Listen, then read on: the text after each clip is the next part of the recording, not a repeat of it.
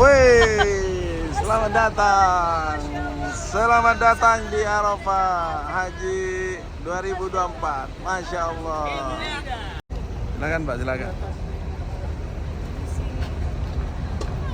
Sebentar. Ini harus sabar. Silakan Pak. Oh, barangnya ya. Barangnya harus dibawa nih. Barangnya. Barangnya Bapak Ibu, barangnya. Ranselnya tolong diambil.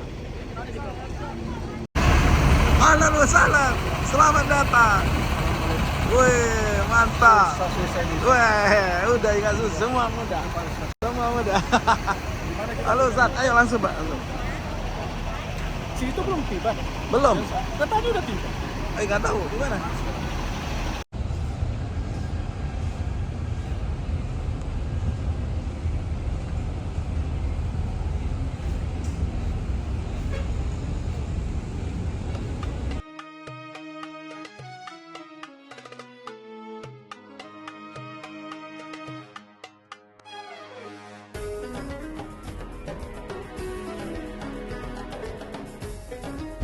Alhamdulillah Rabbil Alamin hamdan yuwafi ni'amahu wa yukafi'u mazidah.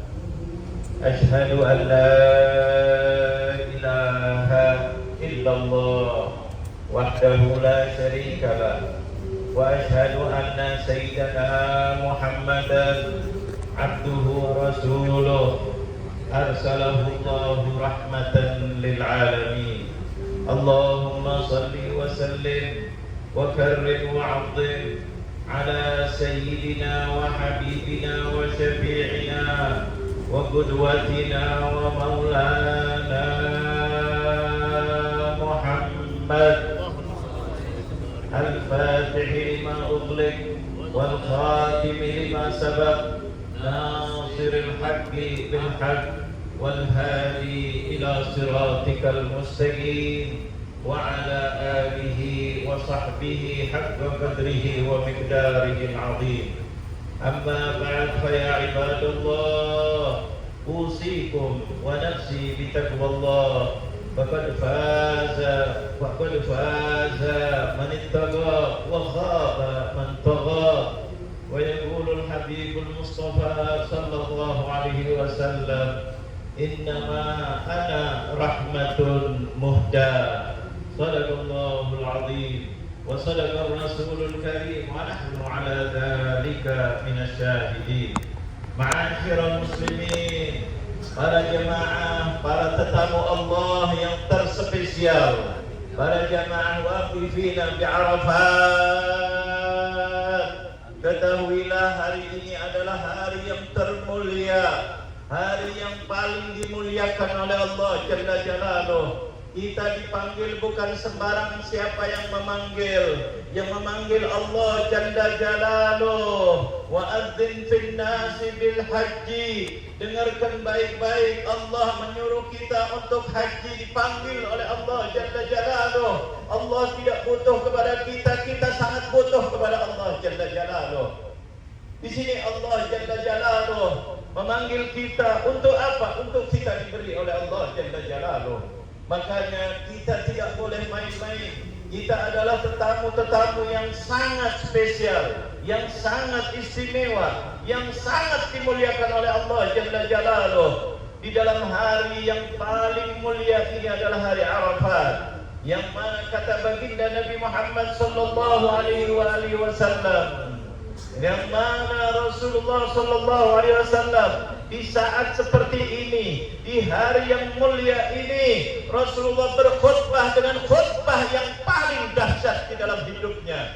Khutbah yang dikenal dengan khutbatul wada, khutbah perpisahan, yang mana Rasulullah sallallahu alaihi wasallam, para hujjat, kurang lebih dalam riwayat itu sampai 100.000 zamannya Rasulullah ikut wukuf di Arafat. Di sini Rasulullah sallallahu alaihi wasallam pidato yang sangat dahsyat, pidato yang begitu panjang, pidato yang menyeluruh, pidato yang sangat lengkap. Di dalam isinya adalah khutbah Arafat. Rasulullah sallallahu alaihi wasallam menerangkan di situ tentang akidah, tentang la syarikalah, tentang tauhid,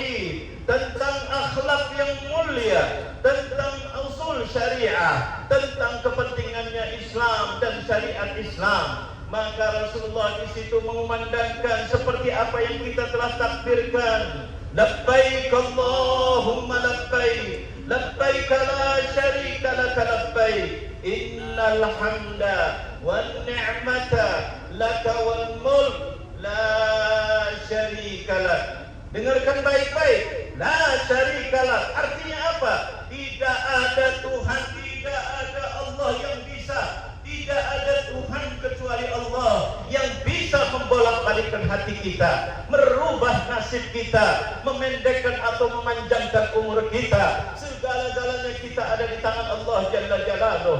Itulah yang dibanggakan oleh Allah Jalla Jalaluh. Kita dikumpulkan untuk apa? Untuk mentauhidkan Allah Jalla Jalaluh, untuk mengesahkan Allah, untuk memuliakan Allah, untuk membersihkan diri kita dari segala syirik. Syirik yang besar ataupun kecil, kesombongan-kesombongan yang biasa kita ada, riya, hasud dan dendam dan yang lain-lainnya. Ini semuanya harus dibesarkan, harus dihapus di dalam Arafat ini dengan mengatakan labbaik Allahumma labbaik la syarika lak. Kita berjanji kepada Allah Jalla Jalaluh untuk tidak menyekutukan Allah, tidak membesarkan diri kita, tidak membesarkan pimpinan kita, tidak membesarkan harta kita, tidak membesarkan kecuali hanya Allah Jalla Jalaluh. Inilah risalah tauhid, inilah risalah di dalam wukuf di Arafat. Makanya Rasulullah menceritakan masalah ini dan seterusnya, kemudian menceritakan tentang akhlak yang mulia.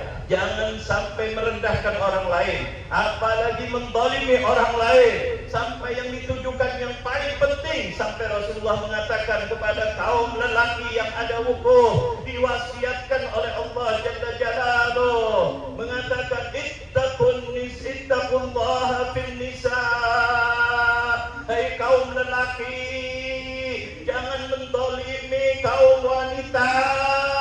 Pesan Allah Jalla Jalaluh, karena banyak wanita-wanita dijual belikan demi untuk kepentingan orang lelaki. Banyak wanita-wanita direndahkan, banyak wanita-wanita zaman dahulu dan zaman Rasulullah, yaitu sebelumnya risalah Islam datang, wanita tidak dihargai. Begitu juga di luar Arab ataupun di negeri Arab. Bahkan sampai detik ini masih banyak yang merendahkan kaum wanita. Maka Rasulullah pesan di tempat yang mulia ini, ittaqullaha fin nisa.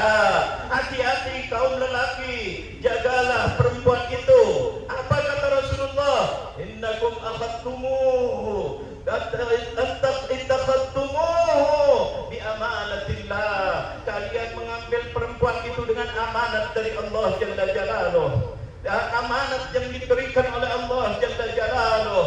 Wastahlaltum furujahunna bi kalimatillah. Kalian menghalalkan perempuan itu dengan kalimat Allah, pernikahan yang sah. Jangan sekali-kali mendolimi kaum wanita. Kullukum ra'in wa kullukum mas'ulun an ra'iyatih. Kalian itu adalah pemimpin. Setiap pemimpin itu adalah tanggung jawab nanti di depan Allah Jalla Jalaluh. Jangan sampai kita membiarkan istri kita berbuat maksiat, buka aurat dan bermacam-macam maksiat, bahkan kadang-kadang sampai tidak sholat. Yang akan ditanya di depan Allah nanti adalah suaminya terlebih dahulu. Suaminya akan ditanya oleh Allah Jalla Jalaluh. Itu adalah amanat di pundak kalian, wahai orang lelaki. Istri kalian itu amanat. Kenapa dia keluar membuka aurat? Anda sebagai suami yang membiarkan, Anda bertanggung jawab di depan Allah Jalla Jalaluh. Kalau ada yang tidak sholat, kalau ada yang ini, begitu juga seorang ibu tanggung jawab terhadap rumah dan anak-anaknya. Kalau ada anaknya yang maksiat, kalau ada anaknya yang berbuat tidak baik, maka orang tuanya akan dipanggil,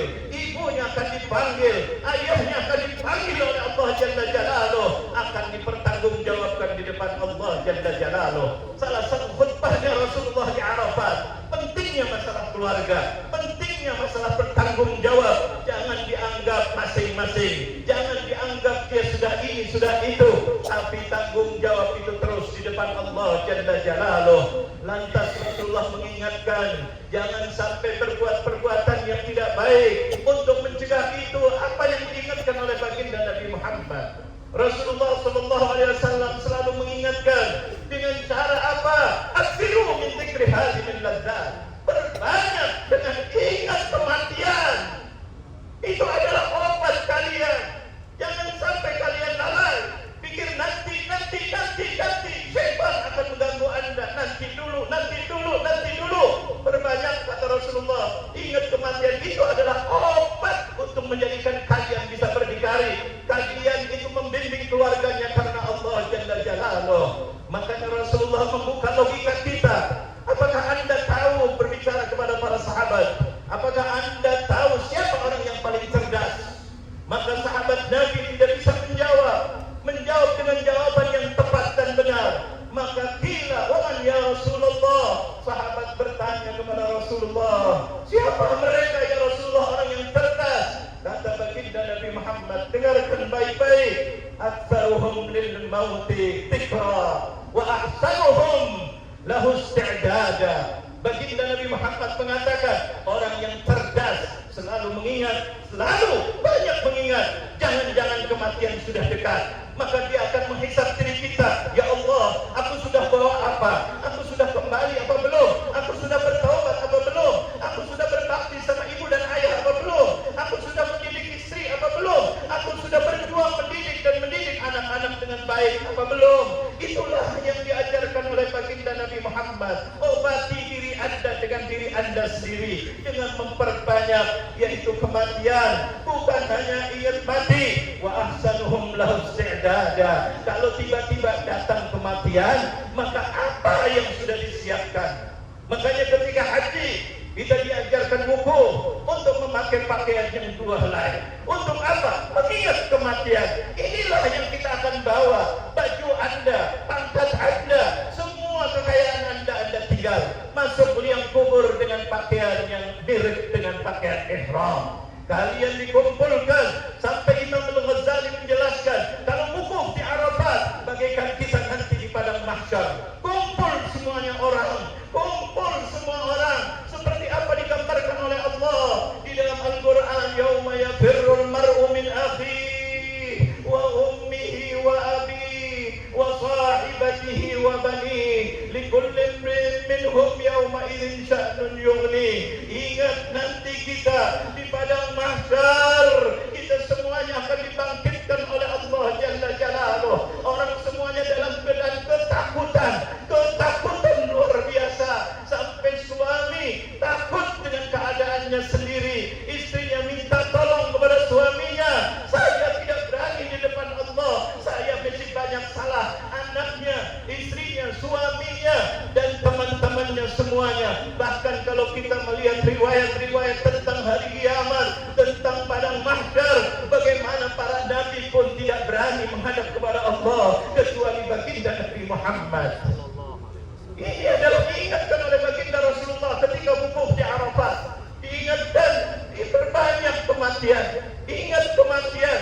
Anda tidak tahu kapan Anda mati, di mana Anda mati. Bahkan Allah yang mengatakan, wala tadri nafsun bi ayyi ardin tamut.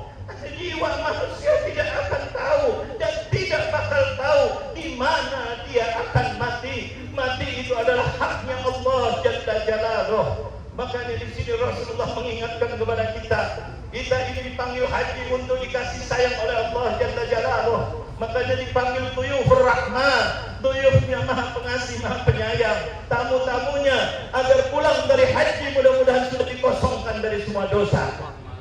Inilah tujuan daripada wukuf di Arafat. Haji secara umum, khususnya wukuf di Arafat. Maka Rasulullah tidak main-main. Sahabat Nabi ketika mendengarkan Rasulullah, tangisan demi tangisan yang keluar daripada sahabat Nabi. Sahabat Nabi mengatakan begitu Rasulullah SAW mengingatkan, kalian semuanya akan kembali kepada Allah. Kalian adalah hamba Allah. Perbaiki diri kalian. Kalian akan ditanya, dibangkitkan. Yauma yafirrul mar'u, dan seterusnya dikatakan oleh Allah. Yauma yasturun nasu ashtatan liyurau a'malahum. Faman ya'mal mithqala dzarratin khairan yarah wa man ya'mal mithqala dzarratin syarran yarah. Dikatakan Al-Qur'an oleh Allah, nanti hari kebangkitan itu itu kalian akan melihat siapa yang sesungguhnya kalian. Kita ini semuanya akan ditunjukkan oleh Allah Jalla Jalaluh. Siapa yang berbuat baik sekecil apapun, Allah akan tunjukkan. Siapa yang berbuat jelek sekecil apapun, Allah akan tunjukkan. Tetapi kalau orang sudah diampuni dosanya oleh Allah, mudah-mudahan semua dosa-dosa kita sudah diampuni, dihapus oleh Allah. Suatu yang mengerikan luar biasa di saat-saat itu. Saat-saat yang tidak ada yang bisa menolong. Ibu kita yang sayang kepada kita, tarik ibu kita dari kita. Ayah kita, suami kita, dan seterusnya. Ini bukan kata-kata orang, ini Allah yang menjelaskan. Nabi Muhammad mengingatkan kita. Bahkan Rasulullah ketika khutbah di Arafat mengingatkan kita, bahkan di Mina mengatakan apa? La'alli la alqakum ba'da 'ami hadza, kata Rasulullah. Aku sendiri mungkin ini yang terakhir, kata Rasulullah SAW. Tahun depan aku mungkin tidak ketemu kalian lagi. Kalian Rasulullah bukan hanya mengingatkan kepada kita, tapi Rasulullah mengingatkan, la'alli, aku kemungkinan ini adalah terakhir. Dan memang nyata, setelah 3 bulan dari wukuf di Arafat plus 2 hari, Rasulullah dipanggil oleh Allah Jalla Jalaluh. Rasulullah haji tahun 10 Dzulhijjah, tahun 10 Hijriyah. Pada tanggal 9 Rasulullah khutbah di Arafat. Wafat yaitu adalah setelah 3 bulan Muharram, Safar dan Rabiul Awal tanggal 12. 3 bulan 3 hari setelahnya Rasulullah wukuf di Arafat, dipanggil oleh Allah Jalla Jalaluh. Rasulullah tapi bangga, gembira ketika dipanggil. Inilah yang dicontohkan oleh Rasulullah. Apakah kita bisa mencontoh Rasulullah? Bagaimana keadaannya Rasulullah ketika wafat? Ketika datang malaikat Israel datang kepada Rasulullah dengan minta izin. Rasulullah sedang dalam keadaan sakit akhirnya. Di situ dijaga oleh malaikat Jibril. Manit Tariq, siapa yang mengetuk itu? Fa innahu Israel. Dia datang adalah malakul maut Israel. Silahkan masuk. Maka Rasulullah ditawarkan oleh Allah Jalla Jalaluh. Malaikat Israel mengatakan, ya Rasulullah, Allah nawarkan, apakah engkau mau pulang sekarang atau mau hidup di dunia lebih lagi? Maka Rasulullah memilih untuk dekat kepada Allah Jalla Jalaluh. Kenapa? Karena akhirat lebih baik. Akhirat lebih baik dan lebih kekal daripada dunia. Maka Rasulullah mengatakan, bal rafiqul a'la. Rasulullah mengatakan, kalau memang boleh pilih, aku pilih untuk pulang ketemu Allah Jalla Jalaluh, yang maha tinggi, yang maha luar biasa. Apakah tidak ingat setiap Jumat, hampir setiap salat Jumat, Rasulullah membaca surat Al-A'la. Di dalam Idul Fitri Al-A'la, Idul Adha Al-A'la, di dalam surat yang terdiri dari 19 ayat. Di dalam ayat 16, ayat 17, Rasulullah selalu, yaitu adalah kata-kata Allah, firman-Nya Allah, bal tu'thiruna al-hayatad dunya wal akhiratu khairun wa abqa. Dengarkan baik-baik, kalian itu adalah lebih mementingkan urusan dunia.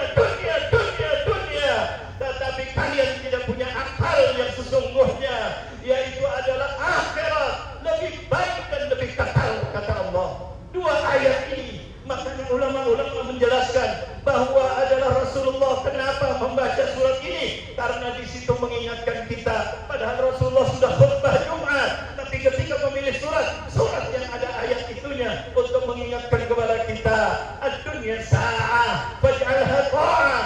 Dunia ini sebentar, jadikanlah yang sebentar itu taat. Haji ini adalah rahmat dari Allah Jalla Jalaluh, khusus untuk umat Nabi Muhammad. Ada wukuf di Arafat. Untuk apa? Sampai Rasulullah minta kepada Allah spesial khusus untuk umat Nabi Muhammad. Berikan sesuatu yang istimewa agar mereka nanti di hari kiamat aku bisa memberi syafaat kepada mereka. Ya Allah, maka Allah panggil untuk haji. Haji untuk apa? Untuk menebur daripada nomor 1 syirik dan dosa-dosa yang lainnya. Maka Rasulullah SAW akan bangga. Maka diberikan oleh Allah yang namanya haji wukuf di Arafat, sampai dijanjikan oleh Allah Jalla Jalaluh dengan lisannya Nabi Muhammad SAW, man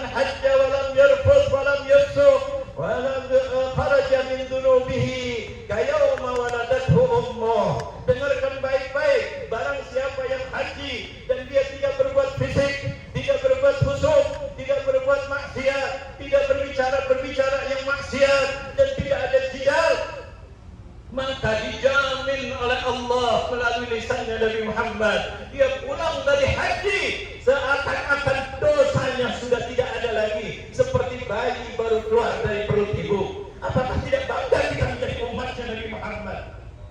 Luar biasa, Nabi Muhammad SAW berjuang demi untuk umatnya. Setiap malam lisannya adalah ummati, ummati. Apakah tidak ingat kisah yang mana Sayyidah Aisyah radhiyallahu anha, pada suatu hari Sayyidah Aisyah radhiyallahu anha, Rasulullah pulang ke rumahnya Sayyidah Aisyah. Tiba-tiba Rasulullah berdoa, Allahumma rfa' darajat Aisyah, Allahumma arham Aisyah, Allahumma barik Aisyah, Allahumma ighfir Aisyah, Allahumma ta'dab. Sayyidah Aisyah terkejut. Jarang Rasulullah begini. Kemudian terkejut. Ketika terkejut sambil mengucapkan amin, amin, amin. Akhirnya Rasulullah bertanya kepada Aisyah istrinya, ya Aisyah, asurirti ya Aisyah, apakah engkau bahagia, bangga? Kaifalah ya Rasulullah, bagaimana tidak? Ini doa-doa yang luar biasa keluar dari engkau ya Rasulullah. Engkau suamiku ya Rasulullah, bahkan bukan sembarang suami, engkau adalah Nabi, engkau adalah Rasul, engkau adalah Sayyidul Awwalin wal Akhirin, engkau adalah Habibullah. Maka Sayyidah Aisyah mengatakan, kaifalah ya Rasulullah, bagaimana aku tidak bangga, gembira, bahagia ya Rasulullah. Doa engkau tidak pernah ditolak oleh Allah Jalla Jalaluh. Apa kata Rasulullah? Dengarkan selanjutnya. Rasulullah mengatakan, ya Aisyah, wahai Aisyah, wallahi, demi Allah, demi kebesaran Allah, inni la'ad'u bihadhil ad'iyah li ummati kulla laylah. Dengarkan baik-baik. Wallahi, demi Allah, aku berdoa dengan doa-doa seperti ini setiap malam untuk umatku. Inilah kepeduliannya baginda Nabi Muhammad. Maka Allah jadikan wasilah. Salah satu wasilahnya adalah haji. Haji ini adalah luar biasa. Ada apa dengan haji? Ada apa dengan haji? Yang mana kita adalah modal utama kita, perbaiki diri kita. Selain itu di dalam, khususnya di dalam wukuf di Arafah, dengarkan perjuangannya baginda Nabi Muhammad. Kalau kita dikatakan oleh Rasulullah SAW, khairul doa, sebaik-baiknya doa yaum Arafah. Kalian kalau berdoa di tempat lain silahkan, itu baik, tapi sebaik-baiknya doa di Arafah. Jangan sekali-kali kita hilangkan satu detik pun di Arafah kecuali untuk mohon kepada Allah Jalla Jalaluh. Besarkan. Bahkan Rasulullah mengatakan, khairul layali lailatul qadar wa khairul ayyami yaum Arafah. Sebaik-baiknya malam adalah malam Lailatul Qadar, dan sebaik-baiknya hari atau siang yaitu adalah hari Arafah. Makanya Arafah ini hanya sebentar, luar biasa, tapi luar biasa. Kalau Lailatul Qadar kita tidak bisa menentukan kapan waktunya, rahasianya ada di sisi Allah. Tapi kalau hari Arafah khusus untuk umat Nabi Muhammad diberitahu tanggal 9 Dzulhijjah, tempatnya jelas di Arafat. Maka kalau masih ada yang meluang-luangkan, bercanda, bergurau, membuang waktu, apalagi berbuat maksiat atau lalai di dalam Arafat, naudzubillah min dzalik, ini adalah orang yang sangat-sangat rugi. Sudah diberitahu oleh Allah, sudah diberitahu oleh Rasulullah, sebaik-baiknya hari, bahkan kalau hari Arafah beda dengan Lailatul Qadar. Kalau Lailatul Qadar, ulama-ulama menjelaskan, tanazzalul malaikah, malaikat turun ke bumi ini, turun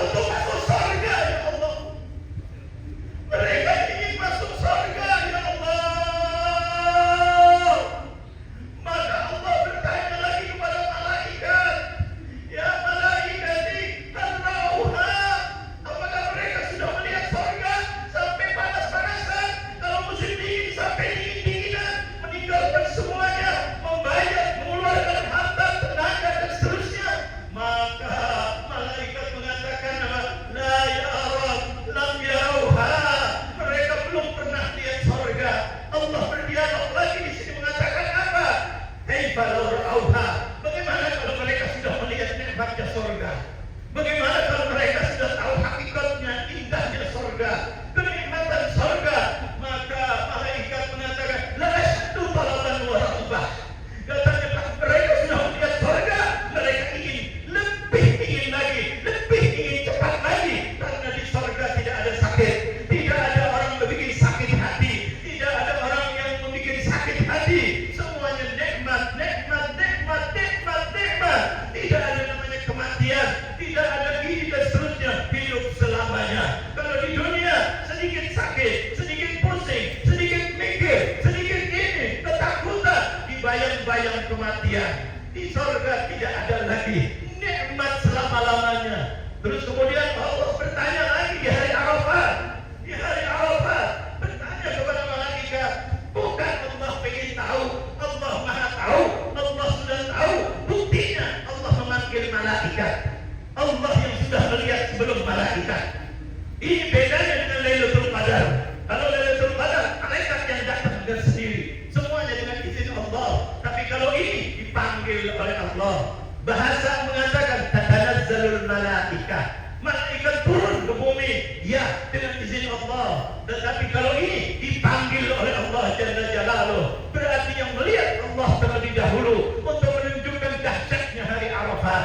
Jangan sampai kita meninggalkan Arafat. Maka Allah mengatakan, wa mimma yasta'idun, apa yang mereka itu takutin, apa yang mereka ingin berlindung, mereka meninggalkan semuanya ini. Maka malaikat menjawab lagi di dalam dialog hiwar yang luar biasa. Ketika kita di Arafat, Allah memanggil para malaikat, maka mengatakan apa? Haulai yasta'iduna min nar, ya Rabb. Mereka itu berlindung, takut masuk neraka, ya Rabb. Mereka banyak punya dosa, ya Rabb. Mereka banyak maksiat, ya Rabb. Mereka banyak kurang bersyukur, ya Rabb. Maka akhirnya kata Allah, ditanya lagi malaikat, hal ra'auha, apakah mereka sudah tahu dahsyatnya api neraka? Maka malaikat menjawab, la, mereka belum pernah melihat neraka. Kaifa law ra'auha. Bagaimana kalau sudah melihat dahsyatnya api neraka, panasnya api neraka, segala-galanya api neraka, semuanya hancur lebur di dalam api neraka. Maka akhirnya malaikat mengatakan, la asyaddu khaufan ya Rabb. Mereka akan lebih takut lagi ya Rabb. Apa kata Allah? Tujuan utama memanggil Allah bukan untuk mau tahu tentang keadaan kita, tentang keadaan hambanya. Allah sudah tahu, Maha tahu, dan malaikat malah justru yang tidak tahu. Jadi tahu karena diizinkan oleh Allah Jalla Jalaluh. Tujuan Allah, dengarkan selanjutnya. Apa yang dikatakan oleh Allah? Ya malaikati. Malaikatnya ditegas lagi. Dengarkan wahai para malaikat. Siapkan diri Anda. Aku akan berjanji dan kalian menjadi saksi. Apa itu ya Allah? Ishhadu anni qad ghafartu lahum. Saksikanlah wahai para malaikat, semua yang wukuf di Arafat, aku ampuni semua dosa-dosanya. Coba bayangkan, kalau kita bermain-main di Arafat, lalai-lalai di Arafat, kita diampuni dosanya. Yang berjanji adalah Allah Jalla Jalaluh. Saksinya bukan sembarang saksi, saksinya yang tidak pernah maksiat, saksinya kalau diperintah mengerjakan, kalau dilarang tinggalkan. Itu adalah para malaikat menjadi saksi untuk kita. Berarti malaikat itu menyaksikan kebersihannya kita setelah kita dibersihkan oleh Allah Jalla Jalaluh. Tujuan Allah memanggil malaikat untuk menjadi saksi